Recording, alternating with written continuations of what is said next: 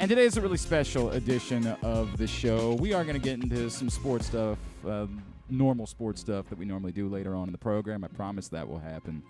But I've been wanting to do this for a long time. This man doesn't know that he's had a serious impact on my life. Our guest this morning is a Baltimore native. Went to Parkville, was a phenomenon as a young person in his own athletic career as a skateboarder. And then life took him in a very different direction. And he ended up becoming a bit of a TV star. You might remember him from Viva La Bam. Did some work with Jackass crew, CKY. And now he is making an impact in a way that I can't possibly describe. And he has a new book out. It's called The Streets of Baltimore. And it is raw, and it is real, and it is powerful, and it is terrifying. And it is a heavy, heavy read. I am really pleased to be joined this morning here in studio by Brandon Novak, who is with us on GCR. Brandon, it is so good to see you, man. Thank you so much for coming down here this morning to chat with us. Thanks for having me, man. I always get excited and a bit nostalgic coming back to Baltimore and kind of reminiscing and walking down those those roads that I traveled a long time ago. As a matter of fact, pulling into this parking lot, there's a woman in that book by the name of Alexia. Yes.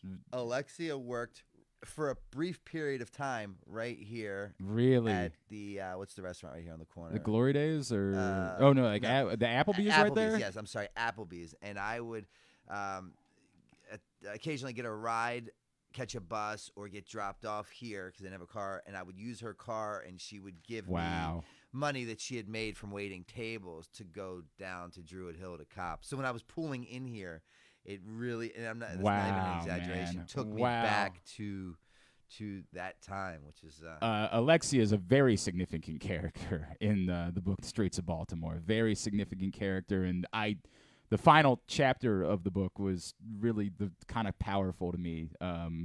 Knowing where you are, but then to find out about some of these other characters and where they were was really, really important to me. All right, I have so much I want to cover with you, but I have to acknowledge to you, some of this is selfish, all right? Sure. 4 years ago, my lifelong best friend died of his own lifelong battle with addiction. And when I say lifelong best friend, I mean family. I mean someone that I was with at all times, that was inseparable from, that everything we did together, the first was together, right? And like that type of person. And I dealt with guilt, and I have dealt with grief, and it has been overwhelming. A couple months after he passed away, you spoke at a Rage Against Addiction 5K up in Harford County. Mm-hmm. And when I saw that you were there, I said, wow, I know Brandon Novak. Like, a white guy of a certain age, I was obsessed with Bam Margera. I was obsessed with Jackass. I was like, I can't believe Brandon Novak? But I didn't know your story. Sure. And the words that you said that day were so hopeful to me about the ability for someone to overcome. After watching my best friend, and you know this because you detail how many times you went through it. I mean, he detoxed rehab 50 times over the course of 15 years. The number of times that he would call and he would say, dude, I'm ready. It's time. Like, this is the time. I know.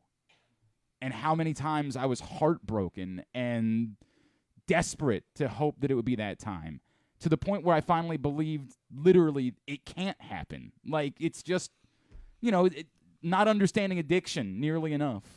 I convinced myself you can't do it. It's just, this is the way it's always going to be. Hearing you speak was truly one of the most hopeful and powerful things that I have dealt with in dealing with my own grief. And I tell you that because I get emotional, really genuinely emotional, thinking about that day and how excited you were to be there and how much you wanted to convey to other people, look, we can do this. We can recover. Like, it can happen. Reading your book terrified me because I know those streets. Yeah. I picked up my buddy. I stayed a few times on those streets just trying to make sure he survived the night. and had somewhere to sleep and had somewhere to, like, I've been through all of those things. I can't imagine how difficult it must have been for you to sit down and say, I'm going to go relive all of these things now in sobriety, because it's still active recovery, right? Like, you got to deal with these things every day. How tough was it for you to sit down and say, I'm going to go relive every single one of these moments that are dark, that are painful, and yet I feel like I want to share them? Well, first, thank you for sharing that with me. Stories like that are kind of the why behind my calls, quite honestly. And in a very sick, morbid, twisted case, I hold a very special place in my heart for alcoholism and addiction. And if you look at the landscape, the statistics, the data analysis that's collected from treatment centers, active addicts, and that very undesirable, unpleasant world, they're rather grim and dark. You just said it, and the majority of society does not believe that recovery is really possible, because 1 out of 3 people will be affected, directly or indirectly. And this isn't a hypothesis or an educated guess. This is the facts. 1 out of 3 people will be affected. Today in the nation, 178 people will die as a direct result of an opioid overdose. That's just opioids. That's not stimulants, hallucinogenics. That just opioids. So looking at it from that perspective, we're up against a winless battle, right? It is impossible for us to overcome. So how dare I, having had found the solution, knowing the answer, and understanding, being armed with the proper facts of the disease that I've been diagnosed with, called alcoholism and addiction, and properly can navigate the journey out of this world, how dare I not pay that forward? That does not make sense to me. And it's the thing, I understand 2 things in this world: skateboarding and addiction and alcoholism. Like, I know it through and through.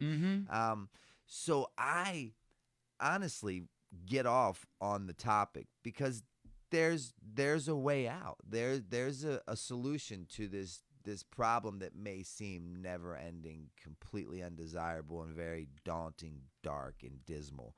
And I have the answer to it, and so do many other people, but a lot, prefer to remain anonymous, and that's okay. I understand that. But this is what I believe that my calling is. Today. Tomorrow, that might completely change. I get it, right. Yes, I understand that. And I think it speaks to the active recovery part of it as well, right? I'm sure you still have to deal with things every day where you have to remember, do you have to think about triggers? Do you have to think about those type? Or do you say, I'm in a place where that doesn't impact me the way that it was? Like, I reading the part of your book about the first detox and how hopeful, like, there was a part of me that said, wow, this is it. All it took was going one. And then I was like, oh, no. Yeah. There's a lot more coming. I guess what was different? Why did it finally work? Over a decade later. That's a very commonly asked question. Yeah, and I asked myself that in the beginning too. Now I understand the answer. And what all my life is in retrospect, right? Live forward and learn backwards. So at the moment when these blessings are taking place, I'm incapable of seeing them because I'm so convoluted with the mess that I cannot see the message. So what I understand to be true today is that here's the reality: that there was nothing different that was given or taught to me from treatment center number 1 to number 13.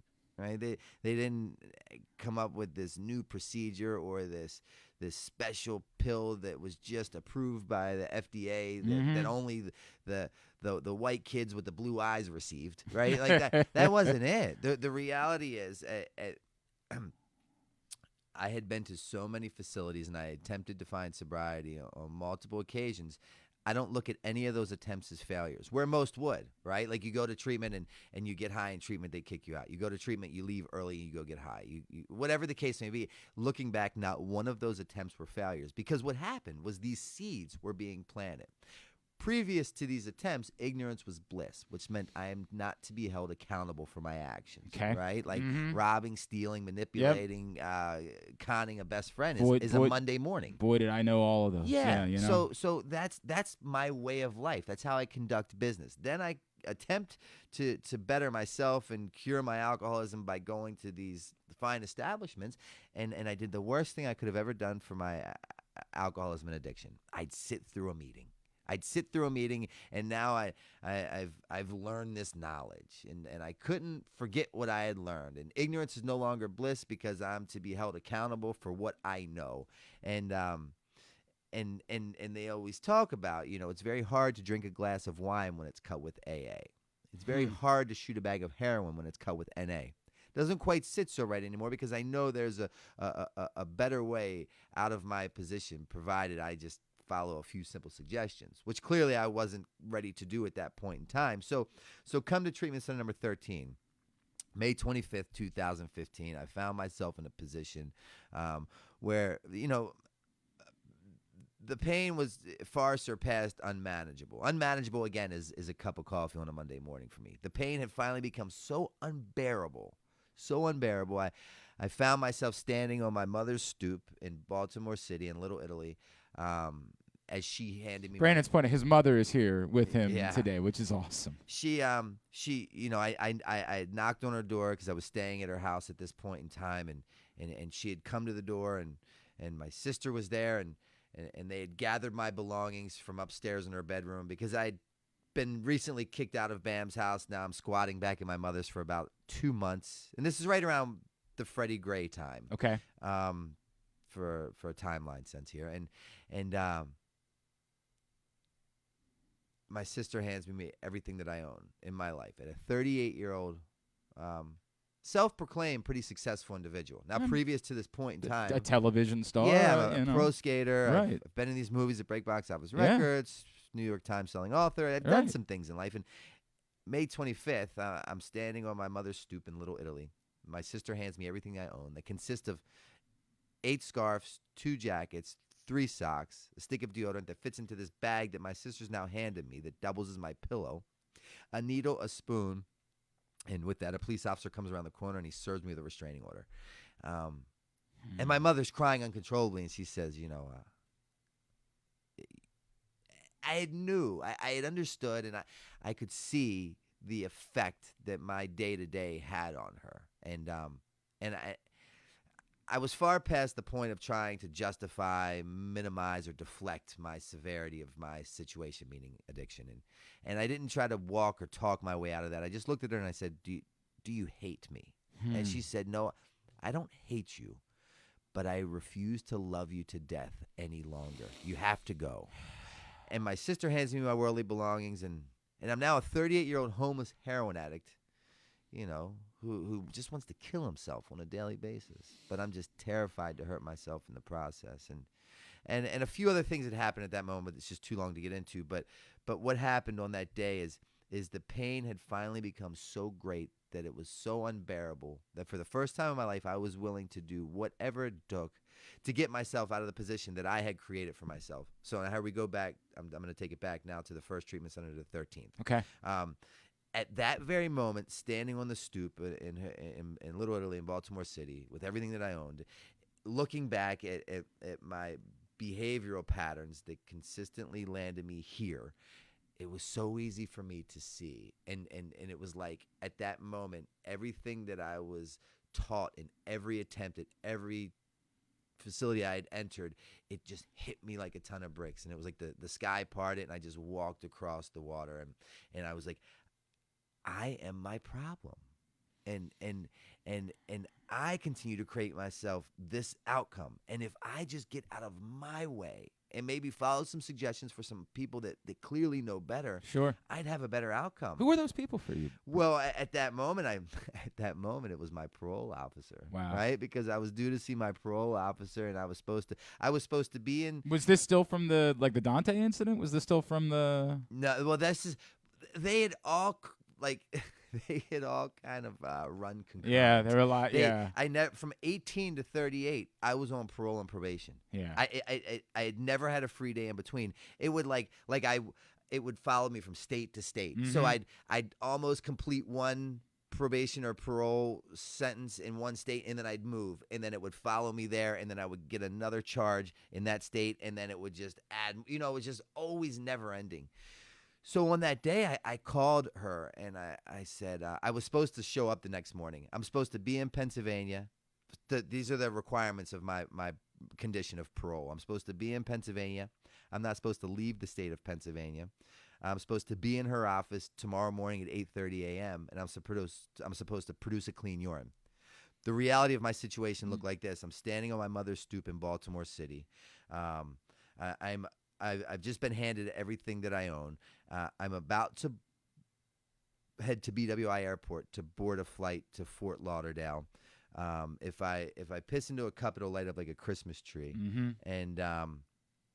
And I have a needle hanging out of my arm, and I'm supposed to report to her office the next morning. So I called her and I said, I'm in a really bad way and I need help. And she said, show up. And I showed up, and by the grace of God, she'd given me one more chance and sent me to one more facility. And what I know to be true today is that at 38 years old, what was the answer, right? Coming back to what was the answer? Why did this one work?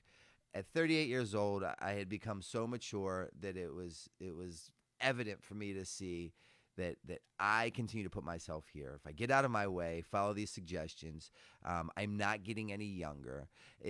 It's completely self-induced. I create this outcome every time. And prior to this, I had possessed this job that consisted of knowing everything, mm-hmm. right? So when you suggested what I should do to better my life, I suggested why you should F off. Right, I know. Right, yeah, I'm doing all right, yeah. May 25th, 2015, I came to the realization that what I do know is that I have no idea. It almost, can I Please. Brandon, I want, again, from my own experiences, it felt like survival was, dude, if I can control this from day to day, if I can figure out how to get high, if I can figure out who I need to manipulate, if I can figure out how I can, then I can control anything. I can absolutely, like it's survivalistic, right? Like that. And to this point, I had done quite a few accomplishing things in my life to where people believed, even myself, that I knew what I was doing, and my resume stated that I knew what was going on in life. But the reality is, it couldn't have been quite the contrary anymore. Like, I was really disconnected from reality and/or abnormality. Brandon Novak is in studio with us again. The book is The Streets of Baltimore. Where all can people go to pick up The Streets of Baltimore right now, Brandon? The easiest way is just go to my website, brandonnovak.com. Okay, you can go right there to pick it up. It is an unbelievable read. It is so incredibly powerful. I want to go back to something. But you mentioned something like, hey, it's not just all white guys with blue eyes, right? Sure. There will be someone that will say, yeah, but, Brandon, you were well plugged in. You were well known. Mm-hmm. You were a celebrity. You were it is easier for celebrities to do this. There are more opportunities for them. Mm-hmm. Can you tell us about the difference for you in that moment when you decided to do it? Did it matter that you had achieved success and that you had famous friends and things like that? Or was it no different at that point when it worked for you than it would be for anyone that is battling addiction? It's a great question that you bring up. And as my disease progressed, so did my treatment center stays. Meaning that in the beginning of my alcoholism and addiction, I had some of the most amazing times of my life. Even today, I can sit here and tell you some of the best times of my life. I'm so glad. I want to talk about that in a minute. It took place under the influence, yeah. right? And in the beginning of my treatment center stays, it was the Betty Ford Clinic. It was the aromatherapy, private chef. And as my disease progressed, again, so did my treatment center stays. And May 25th, 2015, I walked into my 13th inpatient treatment center. It was a facility that cost me $2 to get into. It was $2. It was a state-funded establishment, a Christian-based faith program. And, you know, I had nothing. I had no one. And I'm not blaming anybody. I created that outcome. And with me and my alcoholic behaviors, people knew that it was best to love me from a distance, right? Because if you loved me, I had you. If you told me you loved me, I equated that to $10. So it was best for everybody involved to keep me afar. Yeah. So when at the end, I'm a firm believer that you can get sober in a crack house if you're ready, right? Because, and this is my story, it's my narrative, I'm married to it because it's worked for me. But that's the complexity that we're up against here, right? It's not a one-size-fits-all. It's not a black and white comes with an instruction manual. What works for me did not work for your best friend, and will not work for this man here. You know, it's an individualized process, and that adds to the complexity of the situation. So what I do and why I believe that I'm so good at what I do is because I'm the best at playing devil's advocate. It makes sense to me why you'd prefer to continue to shoot dope all day as opposed to accept the help that I'm literally offering and will provide you, which is what I do. I understand how to talk to them. And also, I use the base that I've been blessed with, the following that I have, to share my message. See, I understand the demographic that I'm up against. If you're an addict or an alcoholic and you're like me, all that means is that we're defiant by nature. We hate authority, and we refuse to conform because we possess that job that consists of knowing everything. So understanding that right out of the gate, what I do is I use all my platforms, which are combined close to like 2 million followers, and share with you my life, a very transparent, authentic, organic version and visual of my life. And in hopes of allowing it to be perceived from the outside world in a way that people find it so attractive, so desirable, and so appealing that they now want what I have. So I simply give them this life in a form of attraction rather than promotion. With, at the end of my posts or platforms, there's a number to call me and my team directly. Yeah. And if you want the help... Can you share that number with us? 610-314-6747. Call me. Me and my team will help, will aid and assist and help you get the help that you need. Because I get that. So understanding who I am, reading about my story in the books, seeing it in the tabloids, people know that my stories holds depth and weight. They understand that I understand. So the thick, deep, condensed wall that most people cannot penetrate, I have the ability to get through pretty quick. You know, and I don't tell them about me. I don't really say much about much. I let them talk, and I come from a place of understanding as opposed to being understood. I want to ask about people like me. Yes. I want to ask about the people that are on the outside, and I say this not because I think I've said this all the time. I don't know why it is that I didn't have the same disease, because when I talk about my best friend, we partied together constantly. We got drunk. We got high. We did all of those things. But I didn't have addiction was never an issue for me for whatever reason. I don't know. As we talk about, it's a disease. It's not discriminate, right? Like, it can happen to anyone. Proving my point, the 1 out of 3 people will be affected. 100%, right? Like, it's the way it goes. And I talk about it constantly whenever we deal with addiction topics on this show. Like, it is a disease. Yeah. I don't know why my best friend had the disease of addiction and I didn't, because we did everything together. Everything was the exact same. It's just that I just could wake up the next day and say, I don't need it. And I have to interject real quick because you're making a great point. I just really want to drive this home to the listener of the complexity and severity of this disease that we're talking about, right? It's if you've been diagnosed with an addict or an alcoholic and you accept that diagnosis, the disease, if you will, this is a cold, hard fact. It's not debatable. Look it up on any outlet you like. If you've been diagnosed with that disease, all that means is that you've been diagnosed with a disease that, if left untreated, equals death. It's a fatal disease. But as far as I'm aware of, it's the only fatal disease that us addicts have been diagnosed with that lies to us in our own voice, making us believe the unbelievable, that we do not have that disease that the doctor or treatment center has just diagnosed us with. Follow me. Diagnose me with HIV. I'm rushing to the hospital to get medication. I don't want to die. Fatal disease. Diagnose me with cancer. I'm rushing to the hospital to get chemo. I don't want to die. Fatal disease. Diagnose me as an addict or an alcoholic. I need a glass of wine or a bag of heroin to figure out what the hell caused you to diagnose me with said disease. Just as fatal as the first two diseases. Just facts. That's the it's so incredibly effed up. It's I know exactly what you're saying. And it's not like your voice comes in my head and says, "Oh, don't worry, Novak, you don't have that disease." And no. I'm like, "Oh, stranger danger." Right. Fuck you. No, it's my voice in my head that makes me believe the unbelievable. Where an hour prior to, the pain had become so great, I'm sitting in this chair in this treatment center, and the doctor comes in and says, "Mr. Novak, you're an addict." And I'm sick. I'm withdrawing. And I'm like, "You're right, I am." And then all of a sudden, you drop your wallet, and I steal $100 out, and all of a sudden, well, I'm not really an addict. No. What's wrong with you? I have $100. I'm going to go get my solution, which is a bag of heroin and a shot of cocaine. I'm going to sit back in the abandoned house and laugh at you for diagnosing me. It's so twisted. It's so unbelievably twisted. That's the power that it's so incredibly twisted. There will be lots more of people that will be in my shoes that we're not dealing with addiction, but we are, to your point. Yeah. We're dealing with it because it's... You get the worst part of it. So you don't even get to get high. You don't even get to escape the reality. You just get the terrible consequences that come along with my insane behaviors. So what do we do? I'm a firm believer of boundaries. But see, and now what I tell you to do, it's not going to be the same for everyone. I do understand right? that. So I'm a firm believer of just throwing things at the wall. Because if we had the answer, right? If we had the answer, we wouldn't be in the position that we're in. And that's today. what every single one of us, that love my best friend, and I'll use his name, Chris.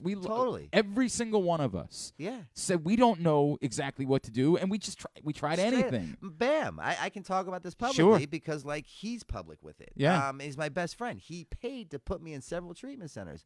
I literally attribute a big part of my sobriety to him for never giving up on me. Right? When people would say to him, "Why do you keep helping him? Why do you keep letting him back in the house? Why do you keep giving him another chance?" I don't know why he did, but he did. And that could have hurt me or helped me. At the time, it would have been perceived as hurting me because he would give me a credit card. He would allow me to stay in this mansion and give me a spots on the TV shows that would provide me paychecks that I would take right back to Baltimore City and shoot as much of it in my arm as possible. Whatever the reason is, here I am today with coming up on 8 years sober. Now today, he is in the same position I was. And I was talking to his father the other day, and he said, "What do we do?" I need you to tell me do? that his parents are as awesome as we always have thought they are. I need that to be the case. They absolutely are. Okay, they absolutely are. But Phil said, "What do we do?" We just had him mandated to a treatment center for almost 2 years. And that's very true. I helped aid and assist in a lot of the facilities that he went to. I'm at a point where I don't know what to do. You know what I mean? It's like there's just not that answer. So what do? We do everything humanly possible. But most importantly, what I would do right now, because it's a case by case, and what I do is I create boundaries. Right? And I will not enable those behaviors. And I pray that he finds himself in a position, or any addict and alcoholic, I pray that they find themselves in a position where the pain becomes so great that they're willing to do whatever is suggested, such as I did, May 25th, 2015. And if anybody would have robbed me of my process, the outcome that you see might not exist today. And that's the very hard part. So, you want it to be a math equation, man. Like, you want there to be just give me the instructions. Tell me what it is that I can. So that's why I stand loud. Yeah. I stand tall, and I stand proud of my sobriety to shine a light at the very end of that dark, drab tunnel where people believe there's no solution that exists. Guess what? There is. I have made a decision. I'm going to go commercial free this hour that we have you in studio because I do need to thank some people that are going to allow me to do that, like your local Toyota dealer and buyatoyota.com. The Toyota Tacoma comes in a range of models and trim lines, so you can choose the perfect Tacoma to reflect your unique personality and driving habits. Check out buyatoyota.com for deals on new Tacomas from your local Toyota dealer today. And it feels like an appropriate time as we're talking about addiction. We know that gambling can be fun, but you should set a limit and stay within it. Remember that if you or a loved one has a gambling problem, you can call 1-800-GAMBLER 24/7. or visit helpmygamblingproblem.org for free confidential services. Brandon Novak is in studio with us. Brandon is a Baltimore native. If you're just joining us, he is the author of The Streets of Baltimore, which is available right now. Go to brandonnovak.com. I cannot encourage you enough. It is heavy. It is, when I say raw, there are things that, even knowing Brandon's mission, I probably, if I were him, would have taken to the grave. And yet he is extraordinarily open about the lowest of the lows during the course of his own battle with addiction throughout his life, and it is as powerful as anything I have ever read in my life. That book will also be available, audio version of Kindle of all the major outlets on the 7th of March. Awesome. That I am narrating. So I know we were talking about that before the show. The words of my mouth, but yeah. I want to ask you something, because I mentioned at the beginning, this starts with I'm a fan, right? Like, I joked, I'm a white guy of a certain age. You know, there was a generation of us that was just absolutely obsessed with CKY, was absolutely obsessed with Jackass, was absolutely obsessed with Bam Margera. I just said a couple minutes ago I was desperate for you to tell me that April and Phil were awesome, because they were almost like all of our parents, right? Sure. And like, we went through all of those things. I have such a place in my heart. When the last Jackass movie came out, I organized a field trip for listeners to go see it on the Friday afternoon after our show ended, that it was in theaters, because it means that much to me in my life. Sure. I wonder for you, and I think you've already kind of given me the answer, which is I feel more comfortable asking about it. I could certainly see why a lot of people that went through your life would say, I don't really want to talk about those days. I don't think as fondly about that time, because I associate it with my darkness, my addiction, my troubles. You, in reading the book, the way you so fondly talk about, riding a shopping cart down a hill and winning a race on Viva La Bam, it seems like you don't have that sort of disconnect where you have an unfortunate or negative feeling towards the things that you were able to do while you were battling your addiction.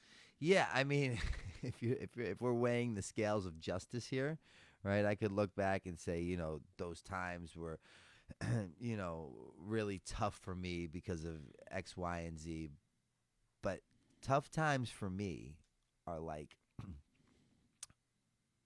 the days and nights that I stood on the corner of Eastern Avenue and Patterson Park, prostituting my body to secure enough finances to acquire another bag of heroin. So if we're weighing the scales of justice, a touchy subject such as a stunt on Jackass or Viva La Bam, driving a car into a river, right? Yeah, as opposed to eating out of trash cans in West Baltimore, getting robbed by the stick-up boys, praying to God that the jump-out boys don't get me that day, or, hoping to God that lawyer that drives the Burgundy Cadillac gets off at 5 p.m. as opposed to 5:30 because he pays me good money for my body. It's a pretty easy answer to come up with there.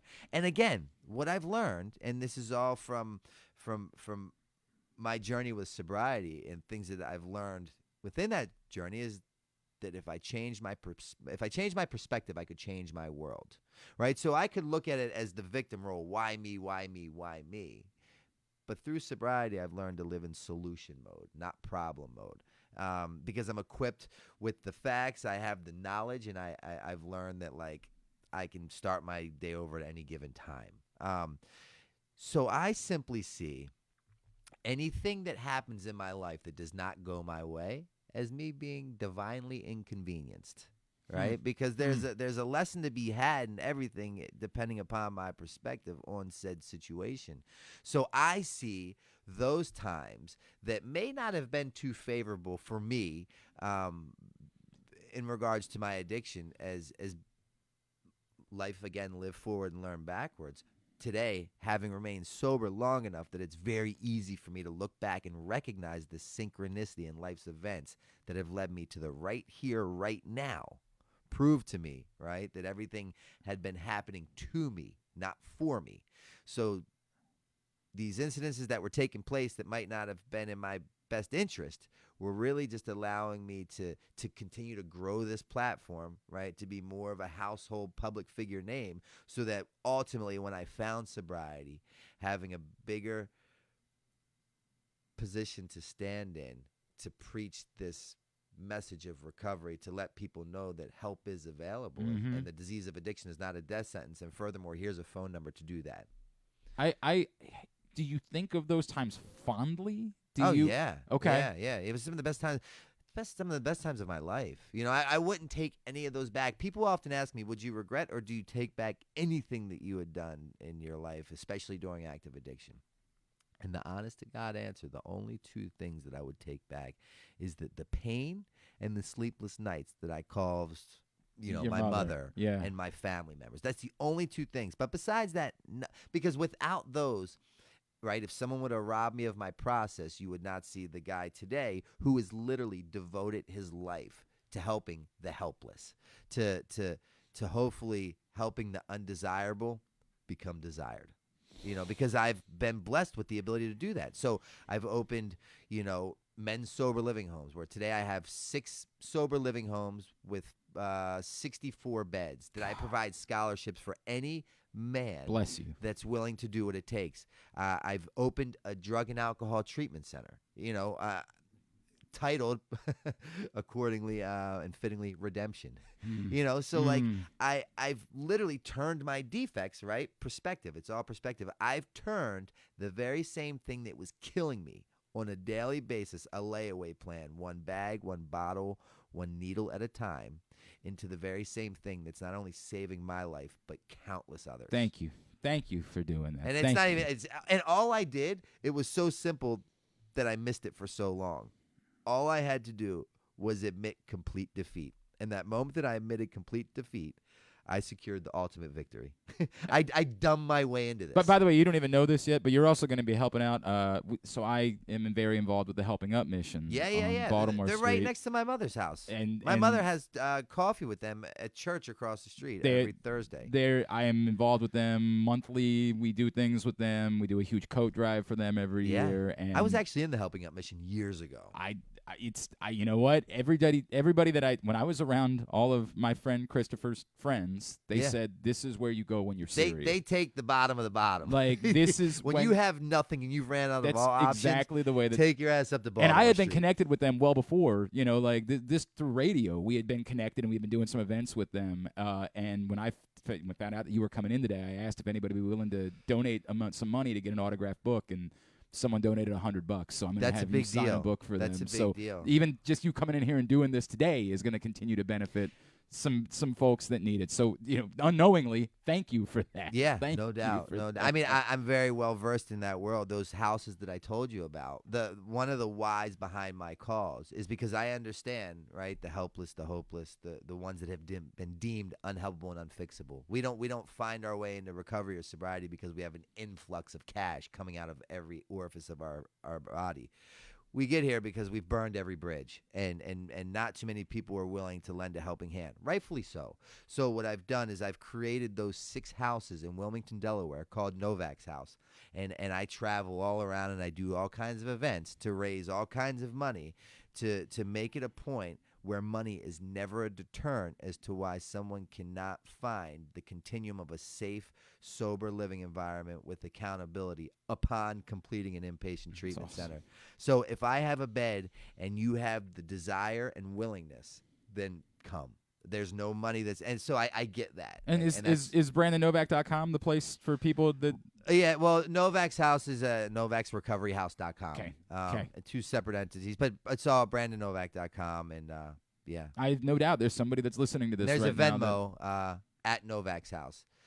Every dollar, if you're so inclined to give, whether it's a penny or $1 or $1 million, it goes to a scholarship fund. And if you don't believe me, I have an open door policy. Come up to Wilmington, Delaware, and I will take you to all 6 houses, and you can meet the 64 men that reside in those houses.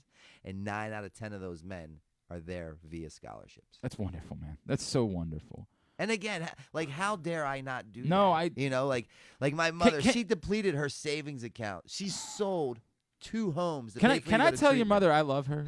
And I mean this. And Please, this is not. I want to murder her a lot. It's like, be careful what you ask for. All I wanted was a relationship for her, and now I have it, and she is insane and calls me 1,000,000 times a day. My buddy's family, like they did everything, every single, and they've lost other, he lost a brother too, who's lost a sister. Totally. Like, I mean, of his 5 siblings, there's 3 left at this point. It's horrifying. And I don't tell them enough that I love them. I should be telling every moment of every day. And I love your mom because I know everything that she's been through. No doubt. And the unconditional love that she feels for you is, it's overwhelming. Like I'm trying to avoid getting a little emotional. At here, the man. end of my alcoholism, she literally went to God, and she's really big in the church world, and she goes across the street and.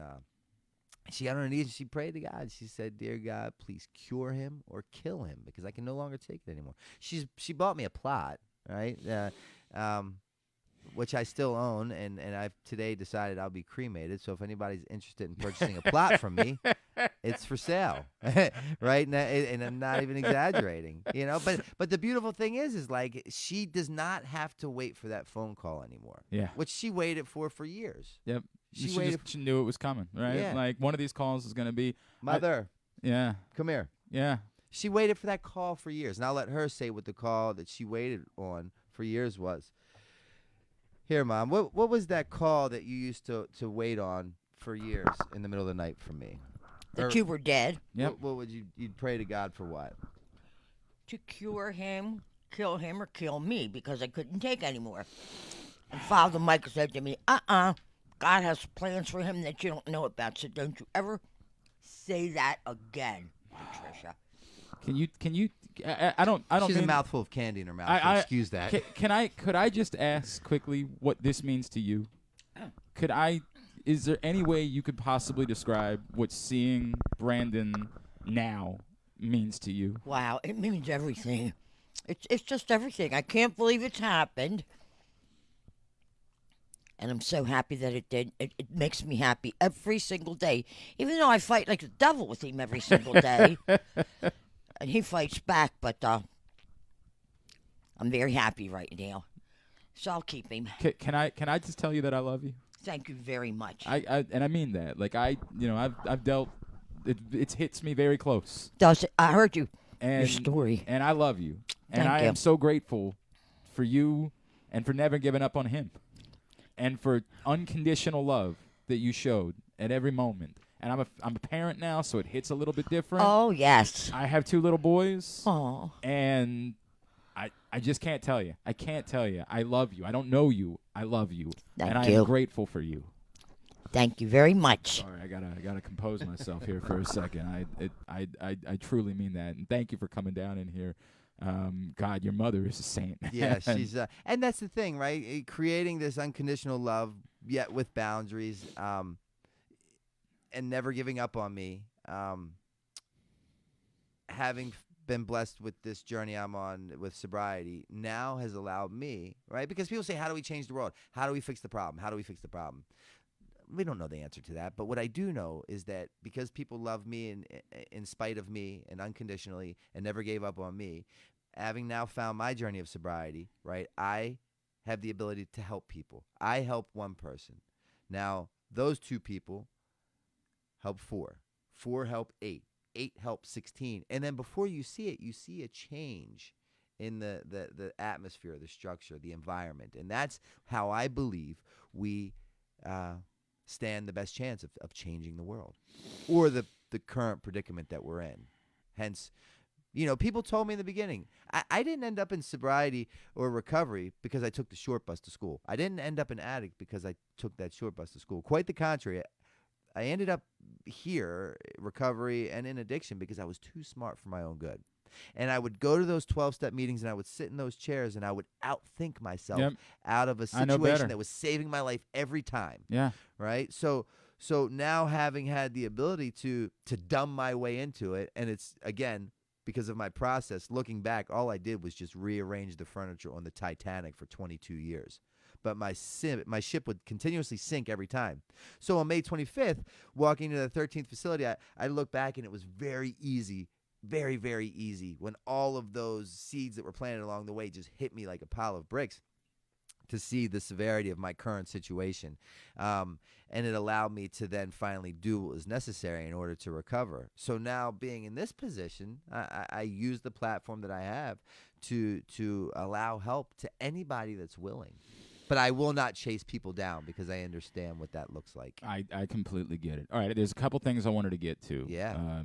One, and this is it's a complicated question, right? One of the things I like to give whenever I have somebody that's accomplished great things, I always like to ask them for their biggest pinch me moment. And I get that these things are like complicated by, your battles with addiction and where you were in those moments. But as you reflect on everything you've done, is there any single moment that you say, I can't believe I was able to do this or be around this person or experience this moment that you just say, whatever I had to go through, it will be with me for forever? The things that get me off are the ones that are deemed impossible by most, but the certain few turn possible. And the reason why I say that is because that guy who shared with you these really dark, decrepit, undesirable stories, tales of addiction that the majority of the world would say, there's no way one could make it out alive. And rightfully so. That guy has now become the keynote speaker for the DEA. And the DEA now pay me to be a keynote speaker, right? That guy who was not so politely asked to leave the 11th grade as a direct result of drugs and alcohol, who wrote his first book without a GED, later on in life acquired his GED in the penitentiary while serving a sentence, never stepped foot a day in college, today gets paid by universities to come in speak and give talks, right? The guy who had been in 13 inpatient treatment centers, lost count of outpatients and detoxes. My mother bought me a plot. My mother took life insurance policies out on me. My mother, who was a nuclear physicist at Mercy Hospital for 53 years of her life, on the board of Mercy Hospital, was the same mother that visited me while I was on life support at her hospital 3 days prior to walking into my 13th inpatient treatment center. My mother, who served me with a restraining order. My mother, who sold 2 homes to pay for me to go to treatment. My mother, who prayed for my death because of my addiction. Now is the same mother that comes to visit my 6 sober homes that I provide scholarships for anyone in need. My mother now comes to visit my drug and alcohol treatment center, properly titled Redemption Addiction Treatment Center, and speaks to the clients in those facilities. My mother called me 8 months into my process of sobriety, and she said, I hate when you come to visit me. And I said, why? And she said, because I get so sad when you leave. Those are the pinch me moments. Yeah. Now I could talk about like the money, the property, the prestige, the rubbing elbows with certain individuals that are pretty cool. Your Billy Idol story is one of the and I know and it's complicated, that's right? like pales in comparison. I understand. That's the perspective of where I'm at, but I get what you're saying, dude. It's like I saw Billy Idol at an HF festival, and it was the most electric thing. It was like he was Michael Jackson. He was such a star, no right? Doubt. And I said to myself, like, I'm reading this story, I'm like, it's the coolest thing I've ever read in my life. Yeah, like, it's the coolest he thing. gave me his 24-hour medallion, as you were, and kind of gave me a talk like when I was in a really bad way of how things could get better, and how he could see through my shit, like, and those are the things that I don't really think about. Because I get it. Like it's strange.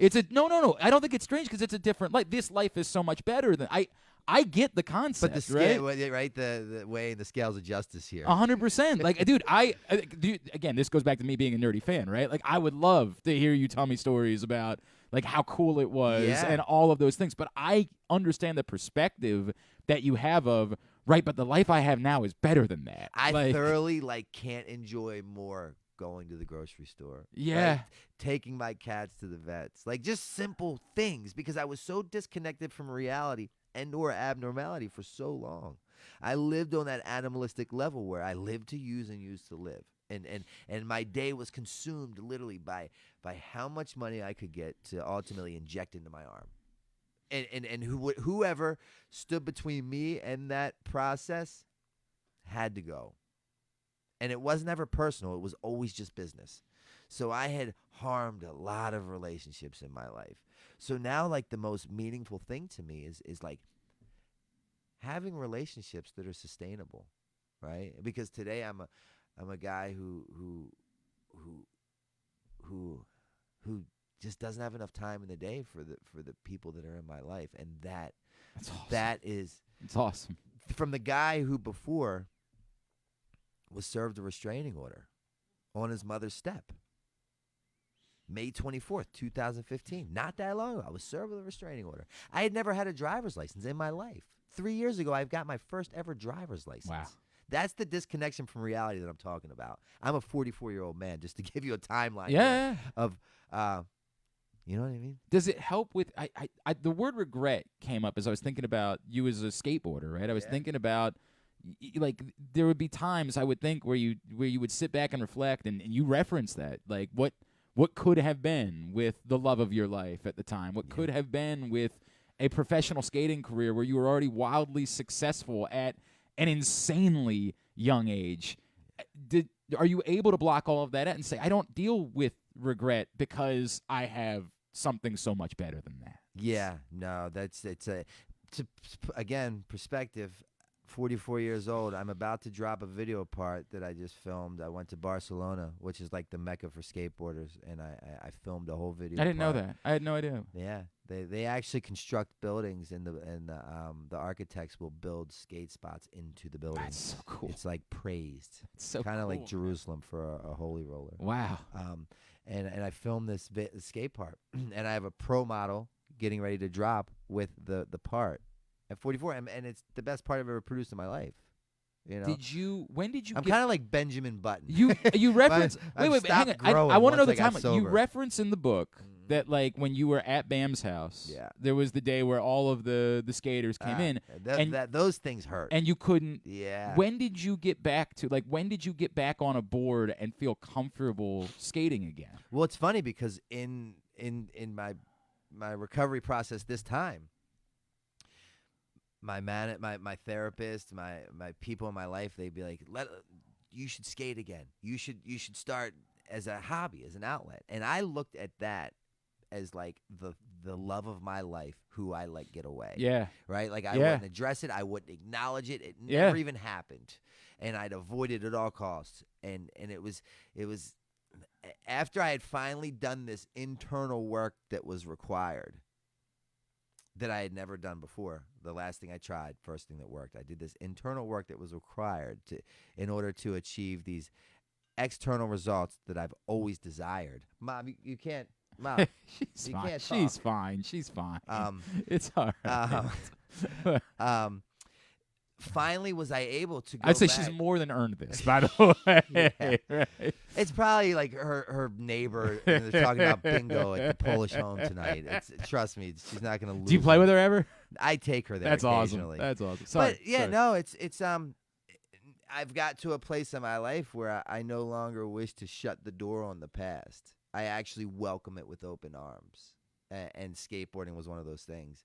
And what I found out today, actually like a year ago, which you think I would have learned like decades ago, because I started skating at 7, is that it's the one thing that does for me what nothing else in this world can do. And I've spent a lot of money, I've went to a lot of places, and I've hung around a lot of people to achieve this result. Skateboarding literally shuts this off. It's the only thing that allows me to be in the moment. I'm not thinking about yesterday, I'm not thinking about tomorrow, the business deals in play. And I learned that while I was trying to film a trick, and I literally sprained my ankle, and I'm furious. I'm throwing my board. I'm lost it. And it was at that moment, it dawned on me that this is why I love skateboarding so much. Even though I didn't get the result that I was shooting for, sprained my ankle in the process, I wasn't thinking about anything else. That's so cool, man. That's nothing. Such a cool feeling. In the moment. The joy the moment. Like nothing else. And that's when it hit me. Dude, that's so cool. cool. You know? That's so cool, man. I'm so happy for you that you like. That makes me, honest to God, it has nothing to do with me. But just hearing that story is the coolest shit I could ever. You would think like, I realized that at like 15 when I was in the thick of it. You know, dude, that's beautiful, man. That's really freaking beautiful. So now I really try to like carve out as much. It's for the mental health now. And working out. Okay, as we're winding down for this hour. That's cool. When you're back here, yeah, is it tough? Are you able to be home? You said you stayed with your mother last night. Stayed with my mother's, yeah. Are you able to be there and block out all of the darkness, not think about it? You told me that you moved. You're living now in Philadelphia. Mm-hmm. When you're here, does any of that come back or? Early in sobriety, it absolutely did. It absolutely did, and so it depends on the time when you're asking about the answer that you'll get. Yeah. Early in sobriety, so if I'm talking to the world, the public, it's something to be careful and cognizant of. Would you encourage people to be somewhere else? For me, it worked well. Yeah. Although I understand that the geographical change does not equate to recovery, right? Because you always take you with you. Mm-hmm. But for me, it helped to have a different landscape. Yeah, you found some. One of the Colorado story is one of the more poignant stories about like you were in the middle of nowhere. Yeah. And yet you were still with me. Yep. Yep.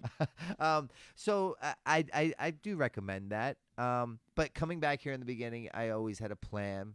I always had resources available, and I understood the severity and the stakes that were at play. Now, today, it's second nature. As a matter of fact, and I don't recommend this to anybody, but I sometimes, because I'm so busy in the day-to-day that I don't really sit back and take in the I hate to say achievements, but the blessings that have been bestowed upon me, that sometimes walking down memory lane, going into those undesirable neighborhoods where I did a lot of my dark things from the past, the juxtaposition, the perspective that it allows me to have of like how grateful I am that I'm no longer in that dark place. So, now, but I'm also aware that if you keep going to a barbershop, you'll get a haircut. Again, right. You're talking about my sobriety and recovery today. I know today I suffer with a disease called alcoholism, not alcoholism. And I cannot stay sober on yesterday's sobriety. It's active recovery. So I'm very proactive in my recovery, sobriety. I have a sponsor. I sponsor people. I go to 12-step meetings. I'm in the thick of it. And I understand and I respect the disease that I have. But so it's kind of like I'm so aware that at this moment, the place that I'm in, it's impossible for me to have a drink or a drug. Now, if I slowly start to walk my way backwards and stop doing what worked to get me here, it's not a matter of if, but when I'll pick it up. I make it to 12-step meetings to find out what happens to people that don't make it to 12-step meetings. I understand that. So, yeah, and this is today. Correct. Oh my God, I get right. Like tomorrow, we'll talk tomorrow. I understand exactly what you're saying. But again, I literally give my life to helping the unhelpable. So if anyone's out there that needs help, call me 610-314-6747. Me and my team will come up with the best plan to get you the help, not that you need, but more so deserve. BrandonNovak.com. Pick up the Streets of Baltimore. It's not a happy. Well, I don't want to give anything away. The story now. Like the ultimate final chapter because you're looking at it. You're hearing it in this moment. But the story is dark. It is dark, but it is powerful and it is important. And it's the reality. Yes, it's real. I can't encourage you enough to dive into the Streets of Baltimore. I told you privately I have not read Dream Seller. I'm going out to read Dream Seller because I was so moved by this that I need to read Dream Seller. I need to know more of your story.